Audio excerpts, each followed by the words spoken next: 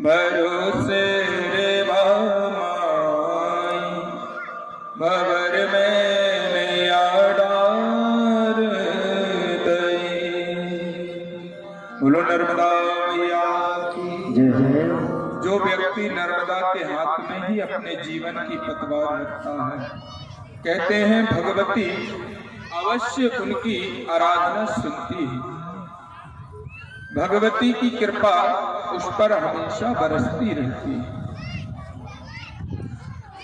आगे चल के आदित्येश्वर तीर्थ का वर्णन किया है। कहते हैं आदित्येश्वर तीर्थ में मार्कंडेय जी कहते हैं कि हे युधिष्ठिर, यदि मैं आदित्येश्वर का तीर्थ वर्णन करना भी चाहूं तो मैं कर नहीं सकता, क्योंकि मैं व्रत हो चुका हूं और मेरी इतनी सामर्थ्यता नहीं है। कौन कह रहा है पता है? मार्कंडेय जी, जो कि सप्तलोक 7 कल्पों की कथा श्रवण करा रहे हैं, वो मार्कंडेय जी बोल रहे हैं युधिष्ठिर से कि मैं आदित्येश्वर तीर्थ के महात्मा का वर्णन तुमसे करूंगा, लेकिन मुझसे कहीं भूल ना हो जाए, इसीलिए तुम देखते रहना कि मैं कहाँ गलत हूं। यह युधिष्ठिर से कह रहे हैं। अब युधिष्ठिर जी को क्या पता प्रभु की कहाँ गलत हो कहाँ सही हो। अब मार्कंडेय जी कहते मैं व्रत हो गया हूं, लेकिन मैं कोशिश करूंगा, प्रयास करूंगा कि पूरा श्रवण करा सकूं, क्योंकि एक बार शंकर पार्वती जी से मेरी भेंट हुई थी और पार्वती माता ने आदित्येश्वर तीर्थ के विषय में पूछा था भोलेनाथ से। जैसा मैंने भोलेनाथ से सुना है, पार्वती माता को जो भोलेनाथ ने श्रवण कराया था, जैसा मैंने भोलेनाथ से सुना है, सो हे युधिष्ठिर आप श्रवण करो। आदित्येश्वर तीर्थ में जो व्यक्ति जाता है, वहां पर जाकर के पिंडदान करता है, तिल से मिश्रित और शहद पूर्ण जो पिंडदान करता है, उसके पितर 100,000 वर्ष तक पितृलोक में निवास करते हैं। जो पुण्य गया में जाकर के व्यक्ति को प्राप्त होता है, विष्णुपदी में जाकर के जो गया पिंडदान करने से प्राप्त होता है, वो आदित्येश्वर तीर्थ में जाकर के पिंडदान करने से प्राप्त हो जाता है। इतनी महिमा है नर्मदा तट की।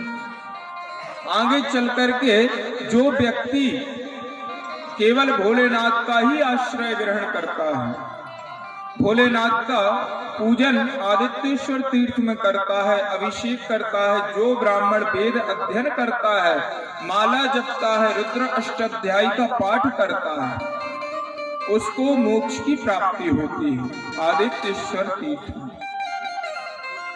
कहते हैं कि वहां पर एक बार, बहुत पहले की बात है, दुर्भिक्ष पीड़ित ब्राह्मण वहां पर रहते थे। दुर्भिक्ष से पीड़ित हो गए थे और वो नर्मदा तट पर ब्राह्मण आए और ब्राह्मणों ने वहां पर अनेक प्रकार के ऋषि मुनियों को देखा। उद्दालक, वशिष्ठ, मांडव्य, गौतम, याज्ञवल्क्य, दुर्वासा, गर्ग, शांडिल्य, जेगी, शब्द, शतानीक, ये सभी ऋषि वहां पर नर्मदा तट पर आए हुए थे। सभी ऋषियों को उन ब्राह्मणों ने देखा और सबने नर्मदा की ओर जाकर के जल सिंचन किया, जल का आचमन किया।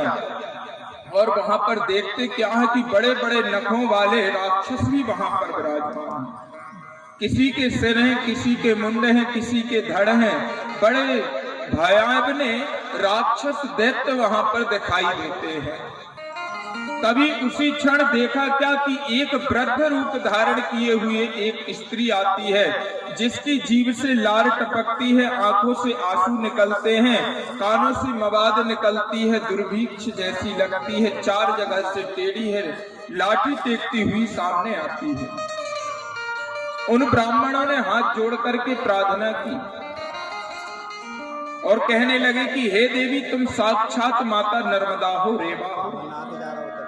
हे शैलपुत्री, हे भोलेनाथ से उत्पन्न हुई देवी, हम तुम्हें नमस्कार करते हैं। जगत की रक्षा करने वाली, जगत की उत्पत्ति करने वाली, जगत का पालन करने वाली देवी, हम तुमको प्रणाम करते हैं। हे देवी, जगत का कल्याण आपसे ही होता है।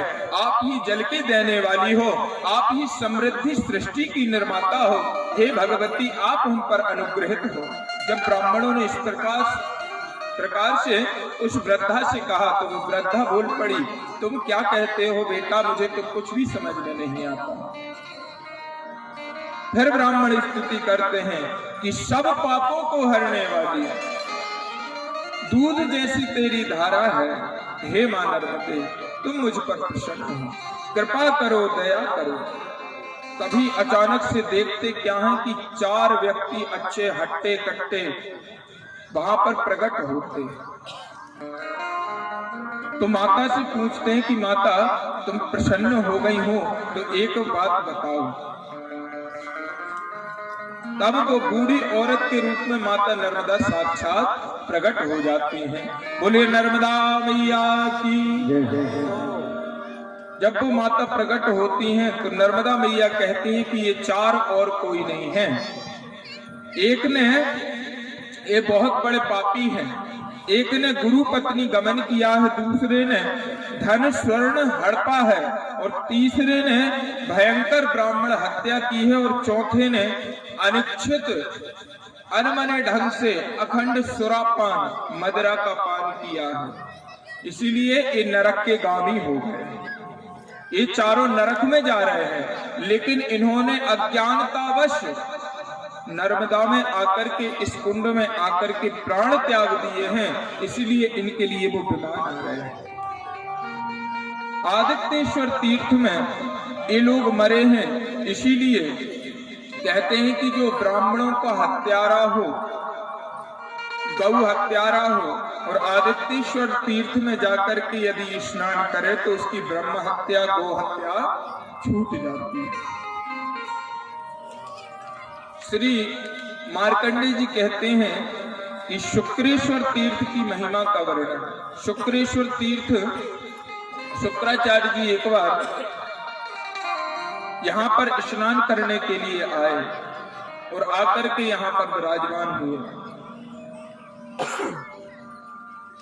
और भगवान भोलेनाथ का इन्होंने तप किया। एक शिवलिंग इन्होंने स्थापित किया है, तो उसे शुक्रेश्वर नाम से वह स्थापित है। पूरे शंकर भगवान की। आगे चल करके श्री नर्मदा महापुराण में करोड़ीश्वर तीर्थ के महात्म का वर्णन है। करोड़ीश्वर तीर्थ, जब भोलेनाथ ने हजारों करोड़ों राक्षसों का वध किया तब वह यहाँ पर आए और देव दानवों ने भोलेनाथ की यहाँ पर स्थापना की। इंद्र आदि देवताओं ने भोलेनाथ को यहाँ पर विश्राम दिलाया। कहते हैं जो करोड़ीश्वर तीर्थ के दर्शन करता है और नर्मदा रेवा कुंड में स्नान करता है, उसके सभी पापों का क्षय होता है। और जो भक्ति पूर्वक चतुर्दशी तिथि को उपवास रख करके भोलेनाथ का दूध, दही, शहद, शक्कर, पंचामृत से स्नान करता है माताओं, तो वो भोलेनाथ प्रसन्न होकर के उन्हें अखंड सौभाग्यवती का वरदान प्रदान करती है। भोलेनाथ माता पार्वती दोनों ही प्रसन्न होते हैं। और जो व्यक्ति उनको अष्टगंध चंदन लेपन करता है भोलेनाथ को, तो उसको जीवन में सुगंधित वातावरण प्राप्त होता है। और जो दक्षिण दिशा की ओर बैठ करके भगवान भोलेनाथ का यजन, पूजन, अभिषेक करता है, उस पर भोलेनाथ करुणा करके, दया करके उसे अपने पार्षदों में शामिल कर लेते हैं। जो तिल सहित अंजलि में जल लेकर के पितरों के समक्ष दान करता है, पितरों को अर्पण करता है, कहते हैं कि पितृ स्वयं आकाश में आकर के प्रसन्न होकर के उस जल को ग्रहण करते हैं। इतनी महिमा है करोड़ीश्वर तीर्थ की। आगे चल करके कुमारेश्वर तीर्थ का वर्णन हुआ है। कुमारेश्वर तीर्थ, कार्तिक महाराज, एक बार क्या हुआ कि देवताओं में होड़ लगी कि प्रथम पूज्य कौन होगा,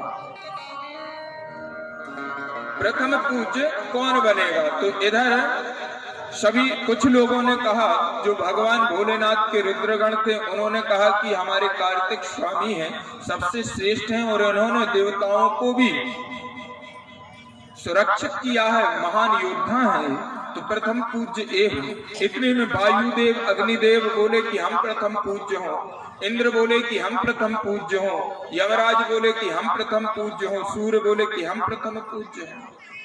तो भगवान ने निर्णय नहीं ले पाए, तो भोलेनाथ ने प्रसन्न होकर के सभी को बुलाया, सभा एकत्रित की और कहा कि जो पृथ्वी की 3 परिक्रमा लगाया आएगा, तीनों लोकों की जो प्रथम परिक्रमा लगा करके आएगा, उसको प्रथम पूज्य बनाया जाएगा। तो कार्तिक महाराज का वाहन है मोर और इंद्र का हाथी है, सूर्य भगवान के अनेकों घोड़े हैं, लेकिन भोलेनाथ के जो सबसे छोटे पुत्र हैं गणेश, उनका वाहन है चूहा।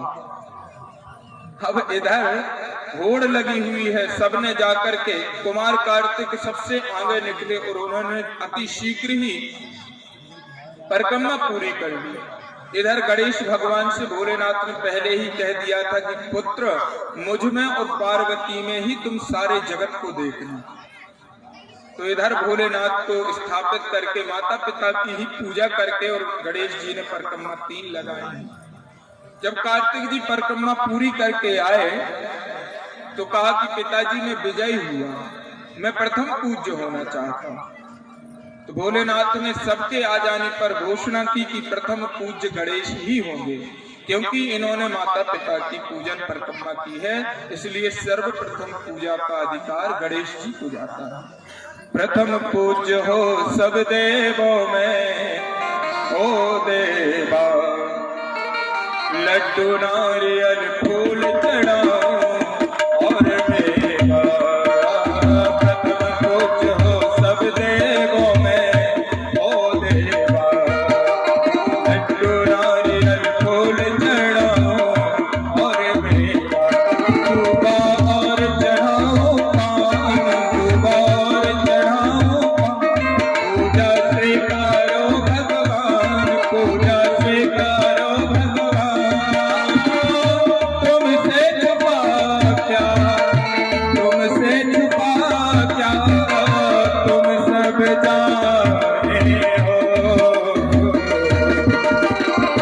गणपति तुम बेगन विनाशक हो, गणपति तुम विघ्न विनाशक हो। और रिद्धि सिद्धि के देने वाले गणनायक, रिद्धि सिद्धि के देने वाले गणनायक। करते हैं हम नमन तुम्हें जग संचालक, करते हैं हम नमन तुम्हें जग संचालक। तो मेरी आन मेरी शान, मेरी आन मेरी शान, मेरी आन मेरी शान, मेरी आन मेरी शान। हम भक्तों के, हम भक्तों के तुम जिंदगानी हो।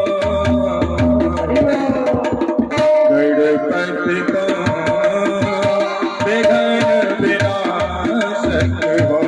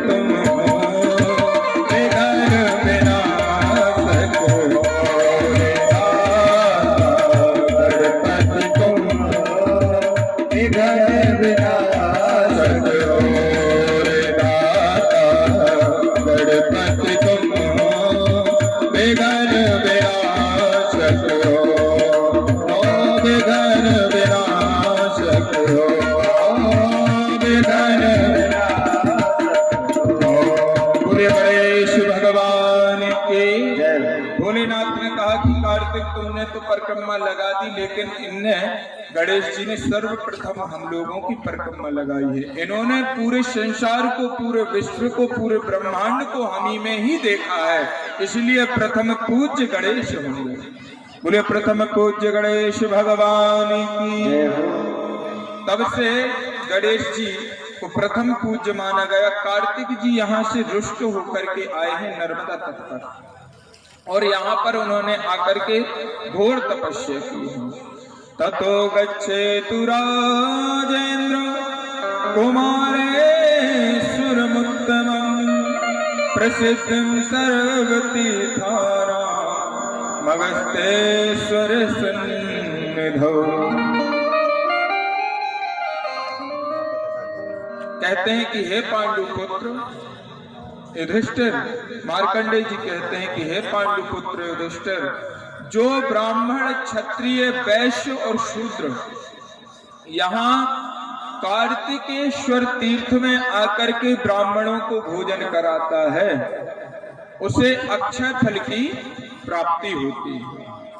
जो यहाँ पर विराजमान होकर के कार्तिक का स्कंद भगवान का पूजन करता है, और यहीं पर भगवान कार्तिकेय ने, स्कंद जी ने, वायुदेव ने और स्कंद जी ने भगवान भोलेनाथ से नर्मदा महापुराण की कथा श्रवण की थी। स्कंद पुराण में इसका वर्णन आता है,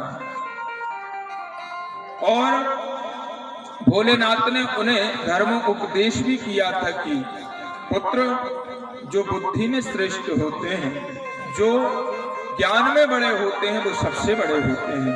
इसीलिए तुम बिल्कुल भी संकोच मत करो कि तुम्हें प्रथम पूज्य नहीं बनाया गया है। तुम तो बिल्कुल चिंता मत करो, तुम तो सर्वप्रथम पूजनीय वैसे भी हो, क्योंकि धन वृद्धा बल वृद्धा आयुर्वृद्धा तथैव च ते सर्वे ज्ञान वृद्धश्च किंकरा शिष्य किंकरा। कहा कोई लोग आयु में बड़े होते हैं, कोई धन में बड़े होते हैं, कोई बल में बड़े होते हैं, लेकिन जो ज्ञान में बड़े होते हैं, मैं कहता हूं पुत्र, वो तो सबसे बड़े होते हैं। इसीलिए तुम ज्ञान में भी बड़े हो और देवताओं के रक्षक हो, सेनापति हो, इसीलिए तुमको प्रथम पूज्य सब मानते हैं, और गणेश भी प्रथम पूज्य है, और तुम्हारा छोटा भाई है गणेश, इसलिए उसका पूजन होने दो। तुम्हें तो और प्रसन्न होना चाहिए कि मेरा छोटा भाई भी इस लायक है। तत्पश्चात उन्होंने रेवा खंड में, स्कंद पुराण के रेवा खंड में भोलेनाथ ने उनको नर्मदा पुराण की कथा श्रवण कराई। तब जाकर के वो कुमारेश्वर तीर्थ कहलाया है। आगे चल करके अगस्त्येश्वर तीर्थ का महात्म्य मिलता है। 64वां अध्याय है नर्मदा महापुराण का, अगस्त्येश्वर तीर्थ का महात्म्य वर्णन। कैलाश के ऊंचे शिखर पे बैठे सोहे सदा शिव, शांत रस जैसे शरीर धर कर आयो है, पास ही बैठी है जगत मात पार्वती, सामने है नंदी गोद गणपति सुहायो है। कहते हैं कि कुमारेश्वर तीर्थ की यात्रा करने के बाद में प्राणी अगस्त्येश्वर तीर्थ को जाए। यहाँ अगस्त्य ऋषि ने घोर तप किया था और भोलेनाथ को प्रसन्न किया था। भोलेनाथ अगस्त्य ऋषि पर प्रसन्न हुए थे, और जो अगस्त्येश्वर तीर्थ में जाकर के कार्तिक मास के कृष्ण पक्ष की चतुर्दशी तिथि के दिन मनुष्य इंद्रियों को जीत करके और ब्राह्मणों को सुयोग्य धन धान्य, जूता, छाता, चप्पल, खड़ाऊ और मुख्य यहाँ पर छाता बताया है, और पोशाक, वस्त्र, अलंकार आदि दान करता है। तो महादेव शंकर कहते हैं कि जो मेरे शिवलिंग पर घृत से अभिषेक करता है, स्नान करता है, उसके मैं उस पुरुष के 21 कुल वाला जो उसका कुल होता है उनके आगे के और पीछे के कुलों का उद्धार करता हूं, 21 कुलों का। और फिर बाद में मैं उसे 21 कुलों वाला राजपद प्रदान करता हूं, जो यहाँ पर मेरा अर्चन पूजन पिंडदान करता है, ब्राह्मणों को संतुष्ट करता है। इसके बाद में आनंदकेश्वर तीर्थ का महत्व वर्णन है, 65वां अध्याय है कि राम की सुगाथा को सुना रहे हैं सदाशिव, दशरथ ने चारों कुंवर पढ़न पठायो है, गुरुवर वशिष्ठ ने पढ़ाए हैं चारों वेद, थोड़े ही समय राम विद्या सब पायो है। कहते हैं कि जहां शिव शंकर भगवान को आनंद मिला है उसका नाम है आनंदकेश्वर। जब भोलेनाथ ने दानवों का वध करके संपूर्ण विश्व को दानवों से मुक्त किया था, भोलेनाथ ने सब दानवों को मारा था और देवताओं को, साधुओं को, संतों को अमरत्व प्रदान किया था। तब भोलेनाथ उन दानवों को मार करके यहाँ पर नर्मदा तट पर घूमते हुए आए तो देवताओं ने बड़ी स्तुति की, नाना प्रकार से भोलेनाथ को मनाया। जब भोलेनाथ को मनाया तो भोलेनाथ को बड़े आनंद की अनुभूति हुई, तभी से उनका नाम आनंदेश्वर पड़ गया। बोले आनंदेश्वर महादेव की। उस तीर्थ में जो व्यक्ति जाकर के कमल का आसन प्रदान करता है, आनंदकेश्वर तीर्थ में जाकर के जो कमल का आसन ब्राह्मणों को प्रदान करता है, भोलेनाथ आशुतोष औगड़दानी बन करके उसकी मनोकामना पूर्ण करते हैं। और जिसके नवग्रह अनुकूल ना हो, प्रतिकूल चल रहे हो नवग्रह, जिन पर मरुदगणों की कुदृष्टि हो, मरुदगण 19 प्रकार के राक्षसगण यदि उसको सता रहे हों और वो यदि जाकर के आनंदेश्वर में डुबकी लगाए तो उसका मोक्ष होता है, उनसे छुटकारा प्राप्त होता है। आगे चल करके मातृ तीर्थ के महात्म का वर्णन है। कहते हैं इधर 64 योगिनी माताओं का स्थान है, मातृ तीर्थ कहा जाता है। एक बार माता पार्वती से उत्पन्न 64 योगिनियां प्रकट हुई और उन्होंने भोलेनाथ से कहा कि हे भोलेनाथ, हम नर्मदा तट पर निवास करना चाहती हैं और हमारा भी मंदिर होना चाहिए, हमारा भी पूजन होना चाहिए। तब भोलेनाथ ने कहा ठीक है देवी, आप लोग यहीं पर निवास करो और यहीं पर आप रहो। तब से उस तीर्थ का नाम पड़ गया मातृ तीर्थ। आगे चल करके लुंकेश्वर तीर्थ के महात्म का वर्णन हुआ है। मातृ तीर्थ में एक बड़ी विशेष बात है, जो माता का तर्पण करता है, माता का श्राद्ध करता है, उनकी माता पितृलोक में स्वधा नाम की जो पितरों की पत्नी है स्वधा, उनके पास में निवास करती है, माता को मुक्ति मिलती है। लुंकेश्वर तीर्थ का वर्णन होता है कि लुंकेश्वर तीर्थ में भगवान शंकर ने घोर तपस्या की थी। यहाँ जल में निवास करते हुए भोलेनाथ ने तप किया था। और एक कथा और आती है कि जब मोहिनी अवतार भगवान ने धारण किया था, भस्मासुर से बचते हुए भोलेनाथ नर्मदा जी में लुके थे, तभी से इसका नाम लुंकेश्वर तीर्थ पड़ा है। बोलिए लुंकेश्वर महादेव की।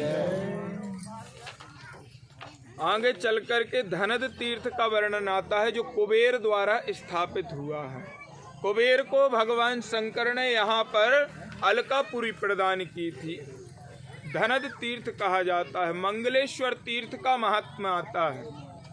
कहते हैं जिनका मंगल भारी हो, मंगल अनिष्ट कारक हो, 4, 8, 12वें स्थान में कुंडली में यदि मंगल बैठा हो और वो व्यक्ति यदि मंगलेश्वर जा कर के मंगलनाथ का पूजन करे, मंगलनाथ भोलेनाथ है वहाँ पर, मंगलनाथ का पूजन करे, लाल वस्तुएं अर्पण करे और लाल कपड़े से एक नरियल को बांध करके वहाँ पर रख कर के आए तो उसका मंगल जो है अनिष्ट भाव में जो बैठा है वो सद्भाव में बैठ जाता है, और जो अनिष्ट होने रहते हैं वो रुक जाते हैं, और सब प्रकार से संपूर्ण व्याधियां नष्ट होती हैं।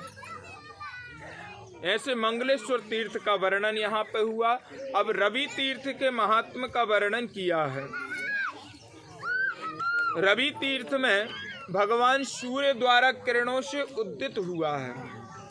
जो रवि तीर्थ कहते हैं कि रवि तीर्थ में जो व्यक्ति जाता है वहाँ नर्मदा जी में सूर्य भगवान की जो किरणें पड़ रही हैं, उन किरणों के बीचों में जो व्यक्ति स्नान करता है तो उसका जो नीच सूर्य होता है, कुंडली में नीच का सूर्य होता है, वो उच्च का हो जाता है, और सूर्य सब प्रकार की साधनाएं संपन्न करता है। तेज के दाता हैं सूर्य भगवान। आगे चल करके कामेश्वर तीर्थ है, 71वां अध्याय है। कामेश्वर तीर्थ का वर्णन नर्मदा पुराण में है।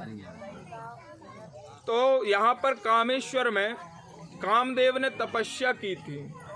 कहते हैं भोलेनाथ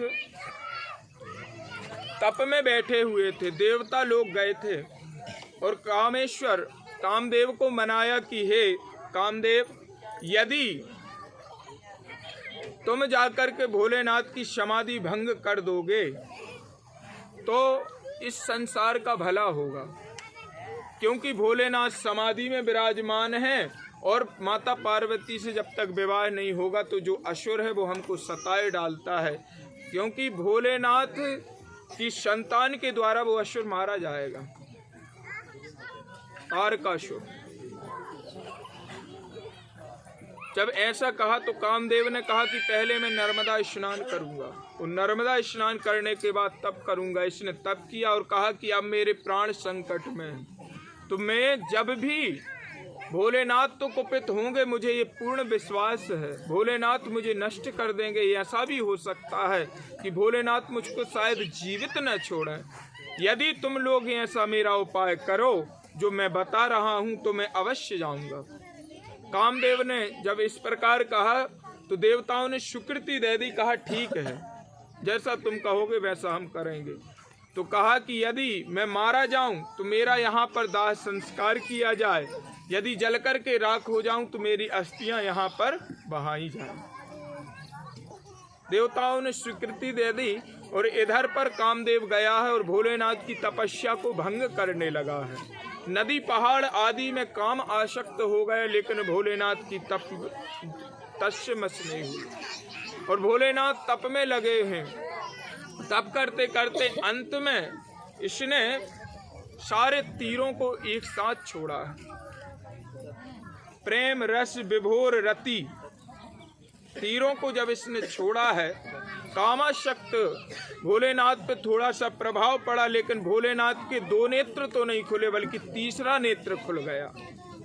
कि जब शिव तीसर नयन उघारा, जब शिव तीसर नयन उघारा, चितवत काम भयं जर छारा, चितवत काम भयं जर छारा।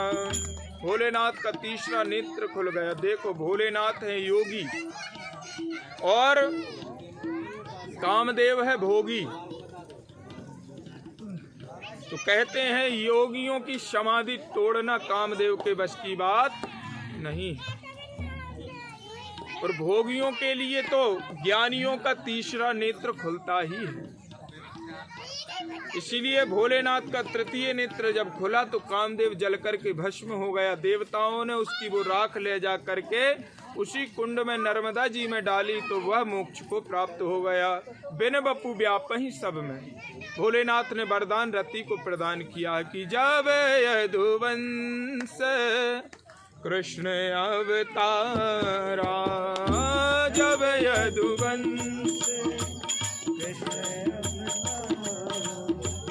होई है हरण भूमि मई भारा।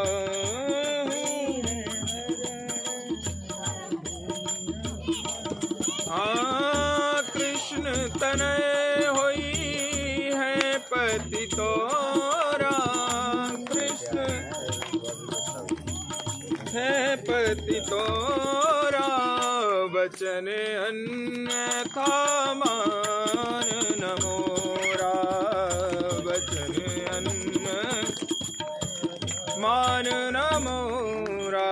कहा कि जब कृष्ण का यदुवंश में अवतार होगा, उनके प्रथम पुत्र के रूप में, प्रद्युम्न के रूप में तुम्हारे पति अवतार लेंगे और अभी बिना शरीर के ही शव में व्याप्त रहेंगे, जिससे सृष्टि का कार्य ना रुके। यह वरदान दिया है। आगे चल करके मणि नागेश्वर तीर्थ हुआ है। इधर पर सर्पों ने, कहते हैं कि कश्यप जी की पत्नी है 13, धनु, काष्ठा, इला, सुरसा, मदरा, रोचना, दिति, अदिति आदि। तो कहते हैं धनु के काले नाग हुए, सुरसा के अजगर हुए, धनु, काष्ठा और गरुण की माता है विनिता। धनु के जो संतान है काले नाग, उन्होंने भोलेनाथ की खूब तपस्या की। भोलेनाथ प्रसन्न हुए और कहा कि ये मणि हम तुमको प्रदान करते हैं। यहाँ नागों को मणि प्रदान की गई है। बोले मणि नागेश्वर भगवान की। गोपालेश्वर तीर्थ का वर्णन है। यहाँ पर गोपियों ने, गायों ने मिलकर के भगवान भोलेनाथ का पूजन किया था और स्नान किया था नर्मदा जी में। आगे चल करके गौतमेश्वर तीर्थ में गौतम मुनि ने तपस्या की थी। शंखचूर्ण तीर्थ है। अब यहाँ से परमेश्वर तीर्थ की महिमा का वर्णन हम लोग कल श्रवण करेंगे। आज हम लोग चलते हैं परिक्रमा की ओर। कल हमने दक्षिण की परिक्रमा पूर्ण कर ली थी। अब उत्तर तट की परिक्रमा हम लोग आज से प्रारंभ करते हैं। बोले नर्मदा मैया की। नमो रे वा, नमो रे वा, नमो रे वा, नमो रे वा, नमो रे वा, नमो रे वा,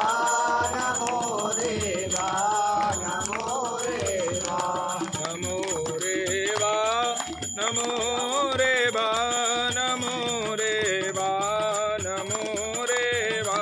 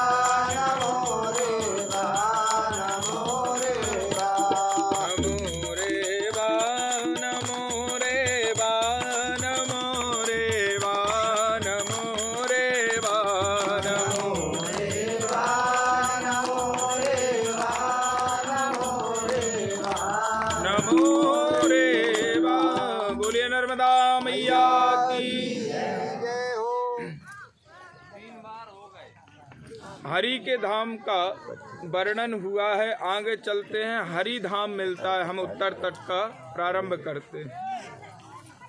यहाँ पर रेवा संगम है। जमदग्नि तीर्थ है। कहते हैं परशुराम जी ने 21 बार क्षत्रियों से विहीन पृथ्वी की थी और जाकर के उस तीर्थ में नहाया था नर्मदा जी में, तो उसका नाम पड़ा है जमदग्नि तीर्थ। और राम तीर्थ आगे चल कर के राम तीर्थ पड़ता है। यहाँ पर परशुराम जी के माता पिता जमदग्नि और रेणुका निवास करती थी। और कहते हैं ये राम तीर्थ दूसरा कुरुक्षेत्र तीर्थ माना जाता है। जो चंद्र ग्रहण सूर्य ग्रहण में पुण्य मिलता है वहाँ स्नान करने से, वही पुण्य राम तीर्थ में स्नान करने से प्राप्त हो जाता है। आगे चल करके लुठेश्वर तीर्थ का वर्णन है। कहते हैं कि सतयुग में नर्मदा माता बहती जा रही थी और समुद्र में मिलने ही वाली थी कि नंदीश्वर प्रकट हो गए। नंदीश्वर जैसे ही प्रकट हुए तो शिवजी भी वहां पर प्रकट हुए और नंदी का धोखे से पैर शिवजी के ऊपर रख गया, तो वहां से गोमुखा हो गया है। गोमुख होकर के नर्मदा जी समुद्र में मिली हैं। कहते हैं जो इस संगम का पान करता है, आचमन करता है, अमृत समान फल बताया गया है इसका। आगे चल करके भूतनाथ तीर्थ पड़ता है, दधीची ऋषि तीर्थ पड़ता है, अमलेठा, चंद्रमौलेश्वर, शुवा, कोल्याद, एरंडी नदी पड़ती है। कहते हैं कपिल भगवान ने यहाँ पर तप किया था और एक कन्या ने प्रकट होकर के उन्हें आशीर्वाद दिया था। भगवती ने आराधना स्वीकार की थी। यहाँ पर एरंडी नदी का संगम नर्मदा जी में हुआ है। आगे चल के बैगणी है, कपालेश्वर तीर्थ है। भोलेनाथ कपाल लेकर के घूम रहे थे और उन्होंने उस कपाल को ले जा करके यहीं रखा था, इसीलिए इसका नाम पड़ा कपालेश्वर। उसके बाद में मार्कंडेश्वर तीर्थ मिलता है। कहते हैं कि मार्कंडे जी सारी पृथ्वी पर भ्रमण करते करते यहीं पर आकर के रुके थे, जिसका नाम पड़ गया मार्कंडे तीर्थ।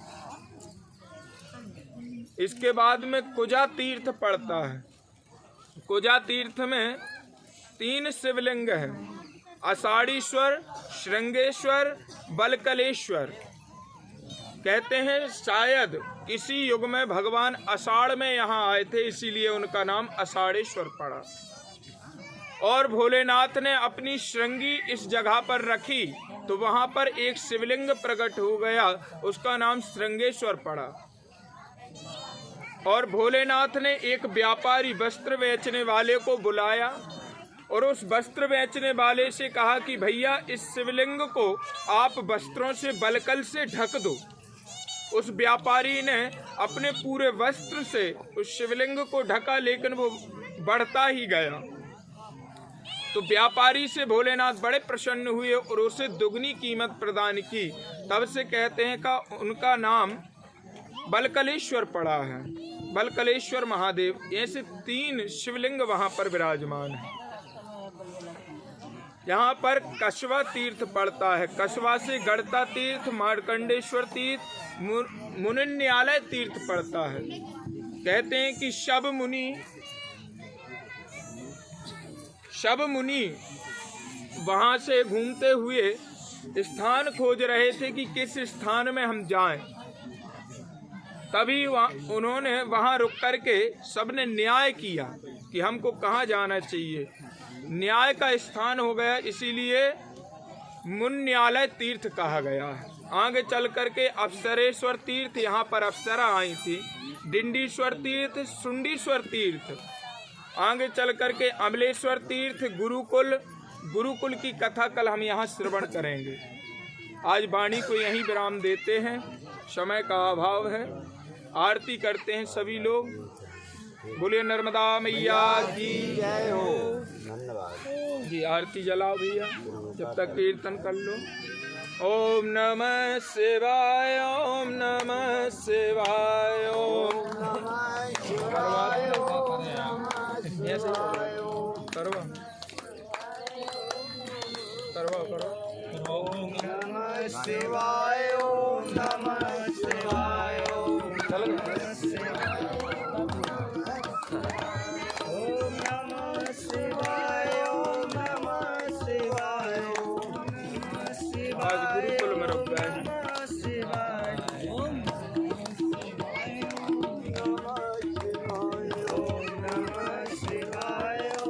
अरे लाइट नहीं, बटोरी की